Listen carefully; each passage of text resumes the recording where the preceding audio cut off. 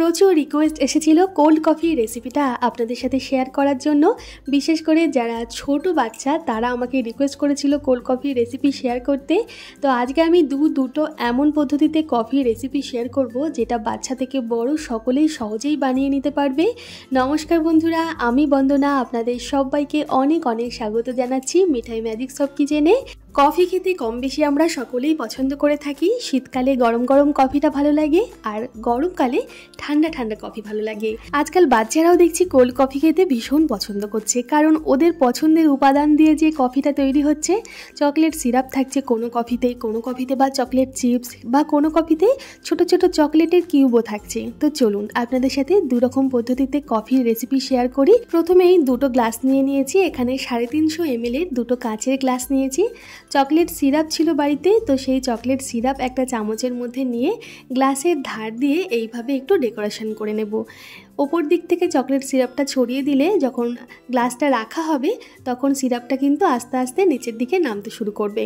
হাতের কাছে chocolate syrup না থাকলে ডেয়ারি মিল্কের যে 10 টাকা দামের প্যাকেট থাকে সেই ডেয়ারি মিল্ক কিনে এনে একটা ছোট বাটিতে ওটা গলিয়ে নিয়ে এইভাবে চামচে করে কিন্তু গ্লাসটা ডেকোরেশন করে নেওয়া যেতে পারে। এইবার এই গ্লাসগুলোকে আমি ফ্রিজে রেখে দেবো। ততক্ষণ রাখবো যতক্ষণ না আমার কফির প্রিপারেশনটা তৈরি হচ্ছে। 4-5 মিনিট ফ্রিজে রাখলেই গ্লাসটা সেট হয়ে যাবে। প্রথম পদ্ধতিতে কফি তৈরি করার জন্য এখানে আমি একটা মিক্সিং বাটি নিয়ে নিয়েছি। এই মিক্সিং বাটিটা কিন্তু ছোট বাটি, মিক্সির সাথে আসে না, আলাদাভাবে কিনতে হয়। কম পরিমাণে মশলা বা কম জিনিস পেস্ট করার জন্য এই বাটিটা একদম উপযুক্ত। 2 চামচ ইনস্ট্যান্ট কফি পাউডার আর 2 চামচ চিনি প্রথমে দিয়ে নিলাম মিক্সিং বাটিটাতে। তারপর এটা একটু ঘুরিয়ে নেব বা গ্রাইন্ড করে নেব। দেখুন শুকনোভাবে প্রথমে ঘুরিয়ে নেওয়ার পর এর মধ্যে আমি কিছুটা বরফ কুচি দিয়ে দিচ্ছি। এরপর ঢাকা দিয়ে আবারও এটা ভালোভাবে ঘুরিয়ে নেব। তারপর দেখব কিছুক্ষণ পরে এই বরফগুলো গলে গেছে আর কফিটাও বেশ কিছুটা সময় ঘোরার জন্য ভালোভাবে একটু পেস্ট হয়ে গিয়েছে। কোনো রকম কফি মেশিন, হ্যান্ড বিটারের সাহায্য ছাড়াই এত সুন্দর কফি তৈরি হয়, আপনারা একবার না তৈরি করলে কিন্তু জানবেন না। মিক্সিতে এইভাবে একটু সময় নিয়ে কফিটা আমাকে তৈরি করে নিতে হবে। একটু মাঝে মাঝে চেক করব, কফিতে জল যদি শুকিয়ে যায় সামান্য সামান্য জল বা একটু বরফ কুচি দিয়ে এই কফিটা কিন্তু গ্রাইন্ড করতে থাকবো। একটা সময় দেখা যাবে কফিটা বেশ মোটা হয়ে গিয়েছে, ঘন হয়ে গিয়েছে। দেখুন আমি প্রায় 7 থেকে 8 মিনিট ধরে কফিটাকে ঘুরিয়ে গিয়েছি মিক্সিতে চিনির সাথে আর ওই বরফ কুচির সাথে। তারপরে এইরকম একটা ঘনত্বে এসেছে কফিটা, আরও ক্রিমি হবে এই কফিটা। আমি এখানে আরও একটু বরফ কুচি দেব, দিয়ে কফিটা ঘোরাতে থাকবো। জলের পরিমাণটা কমে গিয়েছে এখানে। তো আপনারা একটু সময় নিয়ে এই মিক্সির বাটিতে কফিটা ঘুরিয়ে নেবেন। আমি একটা গ্লাস মানে 350 ml গ্লাসে যে কফি হবে সেই গ্লাসে কফির জন্য এখানে 2 চামচ কফি আর 2 চামচ চিনি দিয়েছি। চিনিটা মানে মিষ্টিটা আপনারা আপনাদের মুখের স্বাদ অনুযায়ী কম বেশি করে নেবেন। আর 350 ml কফির জন্য এখানে আমি 2 চামচ কফি দিয়েছি, যেটা দরকার। আর কেউ স্ট্রং কফি খায়, কেউ একটু হালকা কফি খায়, তো সেই বুঝে আপনারা কফির পরিমাণটা কম বেশি করে নিতে পারেন। দেখুন আমি আরও কিছুটা বরফ কুচি দিয়েছি, দিয়ে আরও কিছু সময় ধরে এটা পেস্ট করে নিচ্ছি। বরফটা গলে গেছে, কফিটা একটু পাতলা হয়ে গিয়েছে। এইভাবেও কিন্তু আপনারা কফিটা তৈরি করে নিতে পারেন। দেখুন কতটা ফেনা তৈরি হয়েছে। এই সময়ও কফিটা তৈরি করে নিতে পারেন, তবে আমি স্বাদটা আরও বাড়ানোর জন্য এখানে 2 চামচ মিল্ক পাউডার বা গুঁড়ো দুধ দিয়ে দিলাম। এতে দেখবেন কফিটা আরও সুন্দর হবে আর এরপর যে কফির ঘনত্বটা আসবে তার স্বাদই আলাদা হবে। আপনারা এইভাবে কিন্তু বাড়িতেই কফিটা বানিয়ে নিতে পারেন, ক্যাফেতে না গিয়ে অনেক পয়সা খরচ না করে খুব সহজে একটা মিক্সিং বাটির মধ্যে এইভাবে আপনারা রেস্টুরেন্ট বা ক্যাফের মতো কফি বাড়িতেই তৈরি করে নিতে পারেন। দেখুন বন্ধুরা কতটা ক্রিমি টেক্সচার তৈরি হয়েছে, একদম হালকা হয়ে গিয়েছে কফিটা, ফেটাতে একদম হালকা হয়ে গিয়েছে। আর আপনারা এই কফিটা কিন্তু কোনো পরিষ্কার কাঁচের কন্টেনারে রেখে মানে এয়ারটাইট কন্টেনারে রেখে ফ্রিজেও স্টোর করে রাখতে পারেন। 4-5 দিন খুব ভালোভাবেই আপনারা রাখতে পারেন ফ্রিজে। যখন কফি খেতে ইচ্ছে করবে, ঠান্ডা কফি খেতে ইচ্ছে করলে ঠান্ডা দুধ বা ঠান্ডা জলে এই কফির ক্রিমটা মিশিয়ে গুলে খেয়ে নিতে পারেন। আর গরম কফি খেতে ইচ্ছে করলে এই ক্রিমের মতন কফিটাই কিন্তু আপনারা গরম দুধ বা গরম জলে গুলে গরম কফিও খেয়ে নিতে পারেন। দারুণ হয় খেতে বন্ধুরা। আপনারা একবার এইভাবে না বানিয়ে থাকলে অবশ্যই একবার বানিয়ে নেবেন, দেখবেন খুব সহজ। একটু সময় নিয়ে শুধু কফিটা আমাদের ফেটিয়ে যেতে হবে বা মিক্সিতে ঘুরিয়ে যেতে হবে।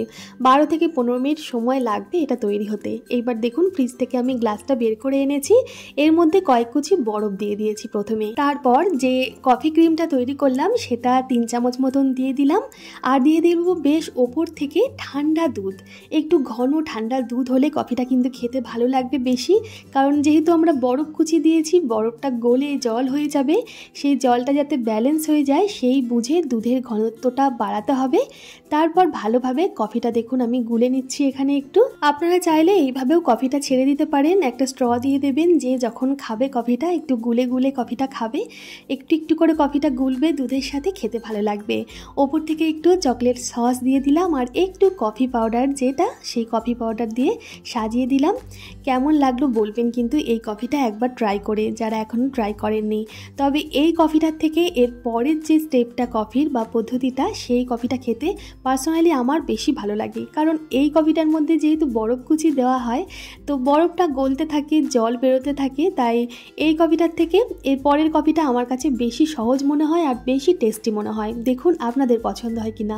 একটা কফি কাপে 2 চামচ কফি পাউডার নিয়ে নিলাম, ইনস্ট্যান্ট কফি পাউডার, আর পরিমাণ মতন চিনি নিলাম। তো 2 চামচই চিনি নিলাম আমি এখানে। একটু গরম জল করে রেখেছিলাম, তো সামান্য গরম জল দিয়ে এই কফি আর চিনিটা প্রথমে গুলে নিতে হবে, কারণ চিনি ঠিক মতন কিন্তু গলে না।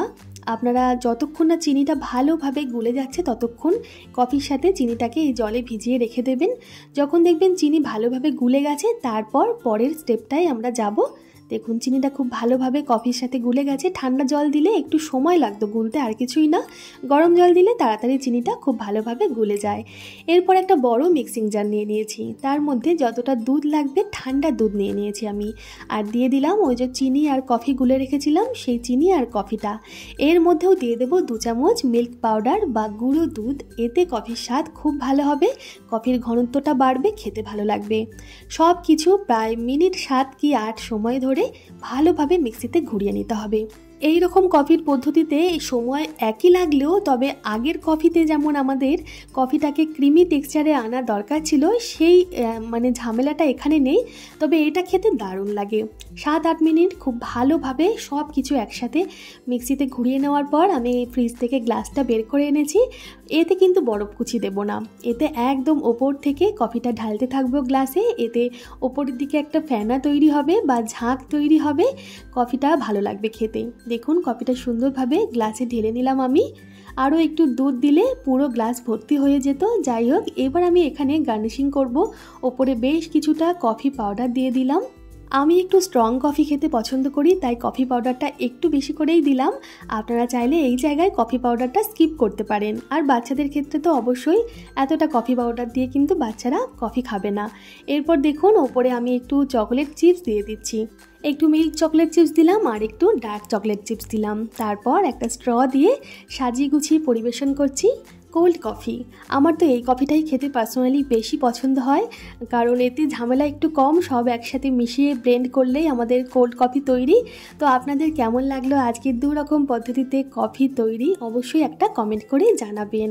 ভালো লাগলে একটা লাইক করে দেবেন। আর যারা যারা কফি রেসিপি চেয়েছিলে তারা কিন্তু অবশ্যই এইভাবে কফি ট্রাই করো।